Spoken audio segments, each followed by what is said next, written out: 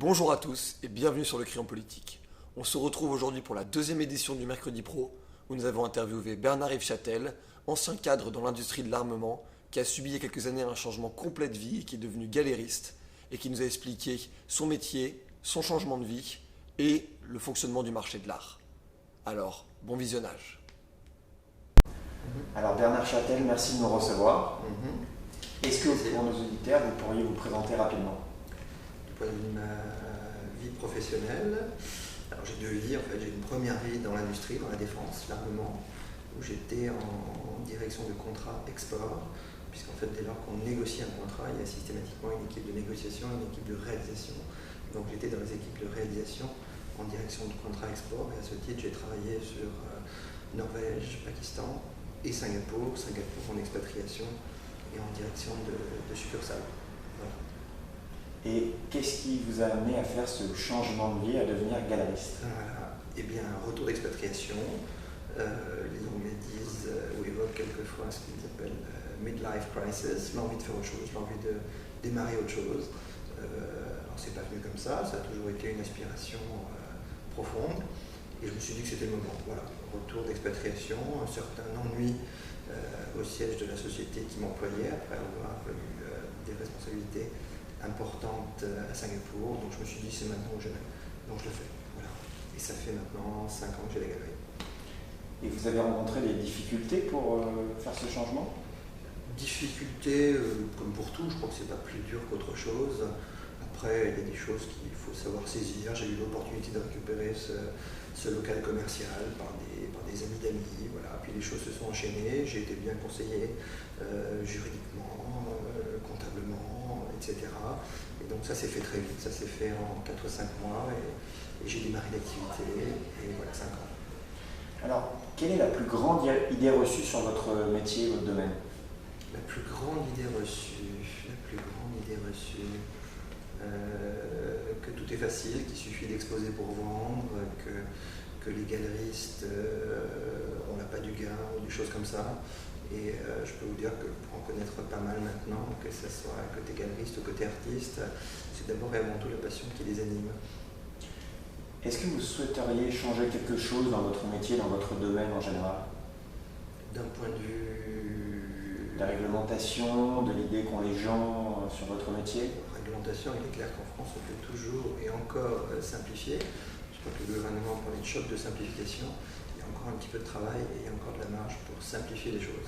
Voilà. Après, on s'habitue à la complexité administrative et aux autorisations diverses et variées, exonération, imposition, taxation, de la mairie de Paris, etc., etc. Mais voilà, ça n'empêche pas d'exercer son métier avec passion. Et quelle est la plus grosse difficulté du coup rencontrée? Pour quelqu'un qui se lancerait aujourd'hui Pour quelqu'un qui se lancerait aujourd'hui, ou même pour vous quand vous êtes lancé à l'époque, et quelles sont les plus grosses difficultés juridiques, administratives ou même commerciales que vous pouvez rencontrer? Je crois qu'il faut être bien accompagné, il faut être bien conseillé pour trouver la bonne structure juridique, le bon cadre juridique. Bon, moi j'ai fait une société anonyme unipersonnelle.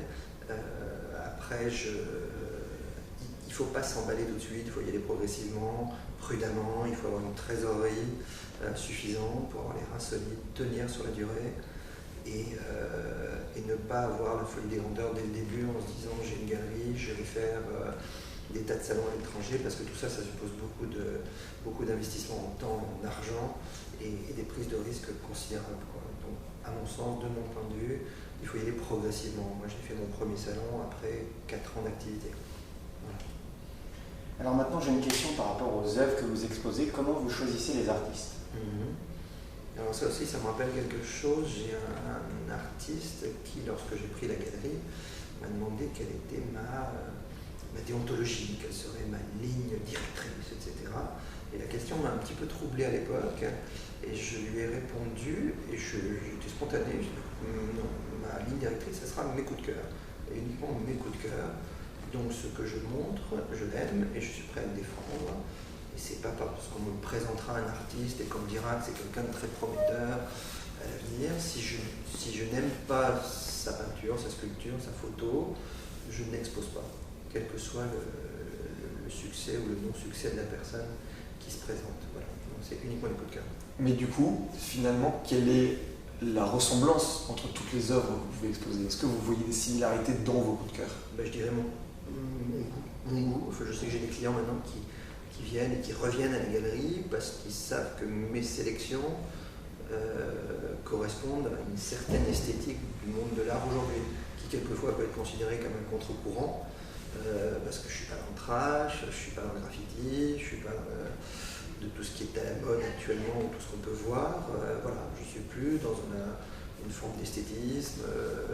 J'aime les objets de créateurs, de designers, on en verra tout à l'heure, que ce soit des très beaux luminaires faits en France, avec des procédés de fabrication complexes.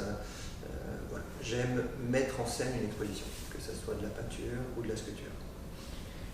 Et comment expliquer que certains artistes réussissent et pas d'autres? Alors ça, je ne suis pas certain qu'il y ait une explication scientifique au sujet. Il y a quelques expositions, j'étais persuadé que ça serait extrêmement difficile, et puis ça a été un très beau succès. D'autres, j'étais extrêmement confiant et ça a été extrêmement difficile. Je ne suis pas certain que dans le monde de l'art, il y ait une explication rationnelle au succès ou à l'insuccès de certaines expositions. Du tout. Alors maintenant, quelques questions de réflexion générale sur notre société et le milieu de l'art. Pour commencer, est-ce que vous trouvez que l'État favorise la culture via l'enseignement, par exemple? Alors, la question est intéressante. Je crois qu'il ne faut pas tout attendre de l'État. On a la chance en France d'avoir un ministère de la Culture qui est quand même assez bien doté, qui fait pas mal de choses et qui fait envie à pas mal d'artistes à l'étranger ou d'institutions étrangères qui aimeraient avoir l'équivalent de ce type de soutien. Là, je rentre d'un séjour en Italie et il y avait le musée Visconti qui était la propriété privée de Lucchino Visconti à Ischia et qui est fermé depuis quelques années parce que le gouvernement italien n'a plus les budgets pour entretenir des lieux pareils. Donc beaucoup de lieux de culture et d'histoire ont fermé en Italie. Dieu merci, en France, on n'en est pas encore là. Et vous parliez des enfants, de sensibilisation à la culture, de choses comme ça.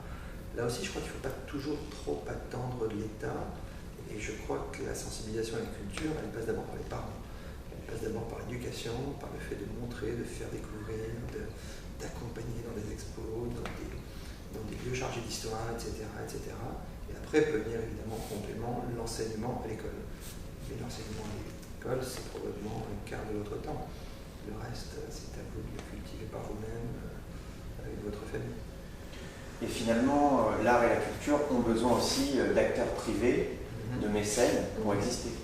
Complètement, ce que font très bien François Pinault, Bernard Arnault, au travers de très grosses opérations. Et puis vous avez d'autres opérations de mécénat plus discrètes et néanmoins actives, voire très actives, que ce soit la Fondation Bettencourt-Meyer, au travers des métiers d'art.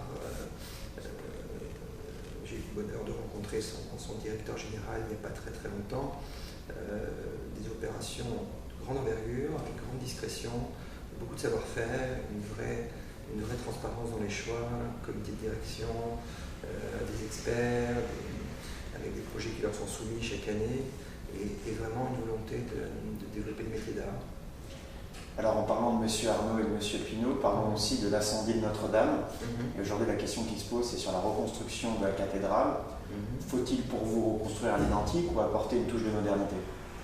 À l'identique, à mon sens, certainement pas. Je serais plutôt pour l'apport de technologies, de matériaux innovants. Il ne s'agit pas de faire un toit terrasse végétalisé comme on a pu le voir dans certaines esquisses, mais l'apport de technologies nouvelles, bien évidemment. Je crois qu'il ne faut pas que Paris se fige dans ce côté ville-musée où on ne touche à rien, on ne fait plus rien. Notre-Dame de Paris sera reconstruite. J'aime l'idée de ce concours d'architecture. Les matériaux, il y a des matériaux qui sont assez exceptionnels, où on gagnerait en légèreté, en durabilité, en entretien. Je crois que ça vaut le coup sur un exercice pareil de travailler cette option-là.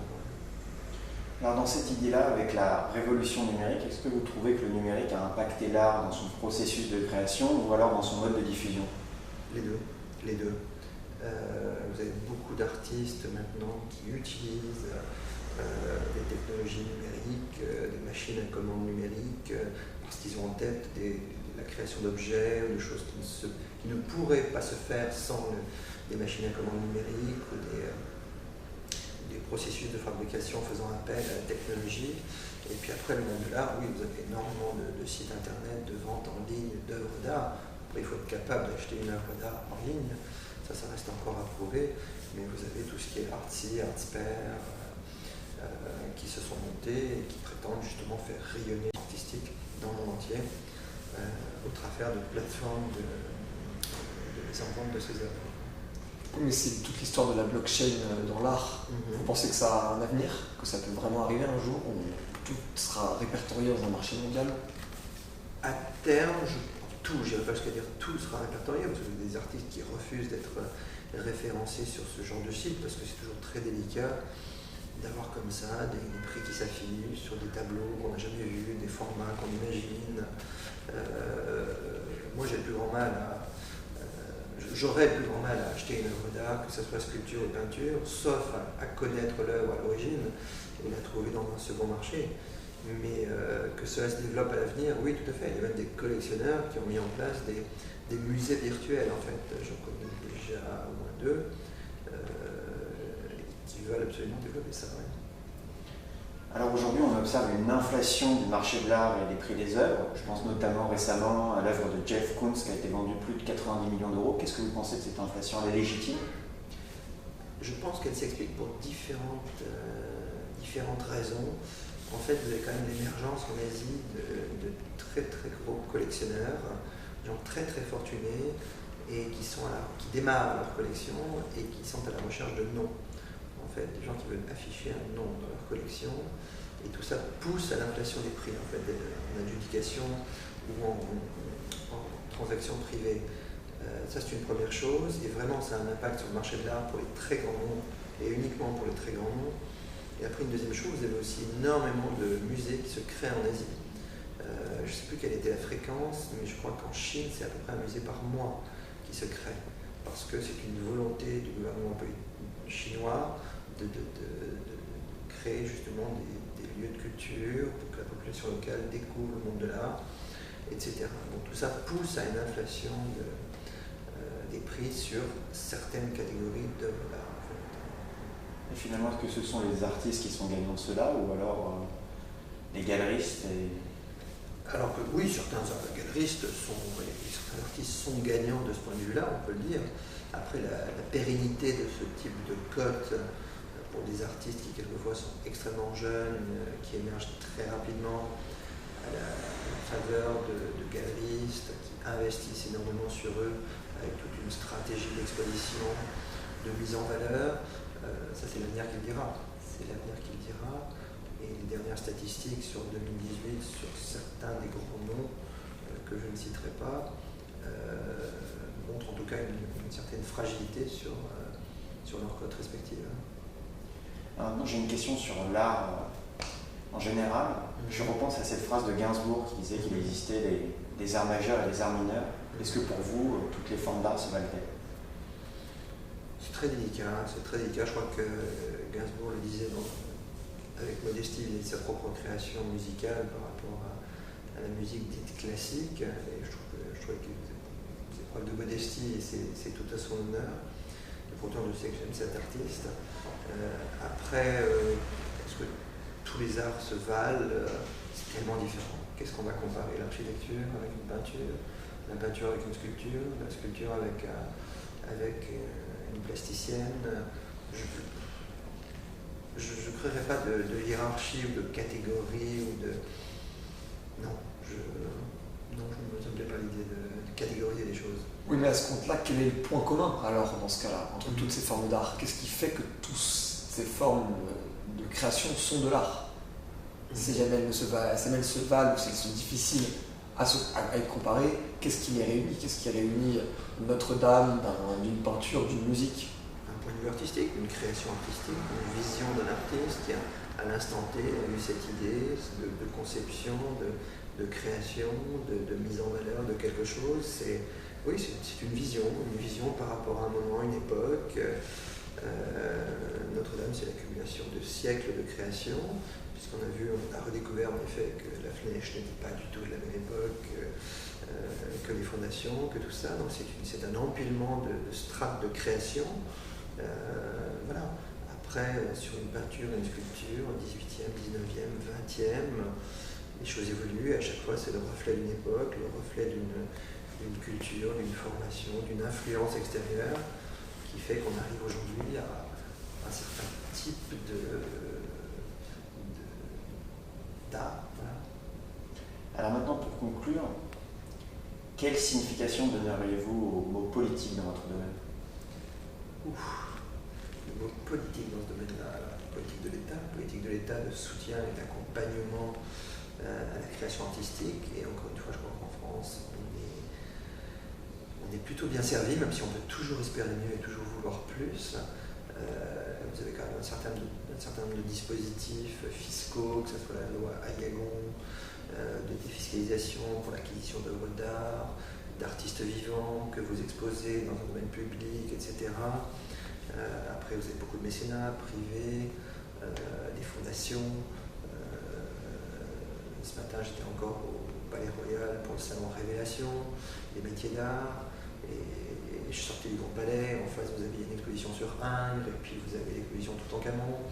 Il y a une richesse d'offres culturelles, à la fois dans le contemporain et dans l'ancien, qui est assez exceptionnelle. Et je ne suis pas certain qu'il y ait beaucoup de pays dans le monde qui ait cette offre. Et ça, je crois qu'il faut vraiment l'apprécier à sa juste mesure, même si on peut toujours espérer plus. Et quels conseils pouvez-vous donner à ceux qui voudraient devenir galeristes? De la patience, beaucoup de volonté, les reins solides, une trésorerie, un réseau, connaître du monde, savoir faire venir du monde, savoir convaincre, parce que je crois que les artistes ont besoin d'être convaincus avant d'exposer chez vous. C'est pas sur un claquement de doigts, il faut les amener à vous faire confiance. Voilà. Et après les garder sur la durée, les montrer tous les 18 mois, montrer leur évolution. Voilà. Donc trésorerie, réseau, patience, volonté. Et puis suivre son instinct, suivre ses goûts, pas forcément suivre la mode, mais suivre ses goûts. Alors Bernard Châtel, merci pour cette interview. Merci. Et à très bientôt. Avec plaisir. À très bientôt. Au revoir. Voilà. Alors maintenant, Monsieur Châtel, nous étions obligés de le faire. Est-ce que vous pouvez nous présenter cette œuvre? J'espère que ce n'est pas une obligation, mais un plaisir d'abord. Évidemment. Non. Ça, c'est la dernière exposition qui vient de se terminer à la galerie. Et en fait, je souhaitais vous montrer un tirage au platine palladium. Le platine palladium, c'est un procédé de tirage ancien pour des photos argentiques. Vous savez qu'il y a pas mal de façons de développer une photo noir et blanc. Et la façon la plus noble et la plus délicate, c'est les sels de platine et les sels de palladium, en fait. Et là, vous avez une composition un petit peu à la façon de Cézanne, avec une étamine de lin et puis des objets en grès, un travail sur la lumière qui vient de gauche.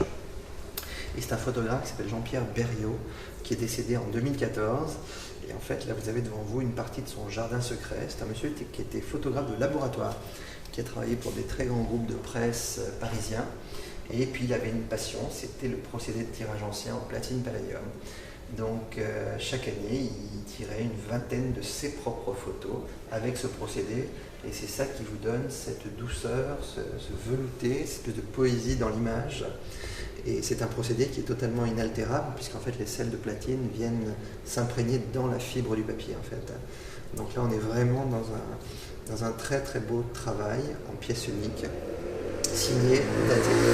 Voilà, c'est un monsieur qui a un tout petit peu exposé à Paris, à Berlin, et que j'ai découvert il y a quelques années. C'est la deuxième exposition que je lui consacre. Autant je suis très prudent vis-à-vis du marché de la photo contemporaine aujourd'hui. Vous avez énormément d'offres sur le marché. Autant là sur de la pièce unique avec des procédés anciens. D'ailleurs, le photographe américain Irving Penn était un fou de platine palladium, ce procédé. Et pour ceux qui ont vu la rétrospective l'an dernier au Grand Palais, certains de ses portraits étaient tirés au platine palladium. Et voilà, donc c'est quelque chose que j'aime beaucoup. C'est la deuxième exposition que je consacre à ce photographe. Et à chaque fois, c'est un joli succès. Et toujours à la galerie comme je l'expliquais dans l'interview. J'aime beaucoup avoir aussi des objets de créateurs, des objets de designer. Il n'y a pas d'art mineur ou il n'y a pas d'art majeur. Là, vous êtes sur une création qui est de Coralie Beauchamp et c'est un tressage de fibres de verre et de carbone. C'est moulé dans une résine polymère pendant 12 heures. Vous avez du cuir, vous avez des LED. Et par bonheur, le mobilier national, on parlait de politique de l'État français tout à l'heure en matière d'art et culture, le mobilier national consacre chaque année un budget à l'acquisition de créations françaises, et ça a été le cas pour Coralie, puisque quelques pièces sont venues enrichir les collections du mobilier national, et 2 de ces lampes se trouvent maintenant à l'Élysée, dans le bureau des Fougères. Voilà. Par rapport à ce tableau, quel a été votre premier ressenti quand vous l'avez vu? Le travail de la lumière. Le travail de la lumière, je trouve qu'on était vraiment sur une nature morte, vraiment à la Cézanne. C'est ce que j'ai adoré. J'en ai même fait le sujet de l'affiche de l'exposition, parce que c'était à mon sens un des plus beaux tirages de la sélection que j'ai faite avec les ayants droit. Et je trouvais que le rendu de l'étamine de lin est juste exceptionnel. On a juste envie de toucher le tissu, à tel point que j'ai même des collectionneurs qui sont venus et qui ont cru que c'était un dessin à la mine de plomb en le voyant en vitrine, en fait, alors qu'il s'agit bien d'un tirage photographique au platine palladium en pièce unique. Merci beaucoup pour cette présentation. Très bien. Merci. À bientôt. Au revoir. À bientôt.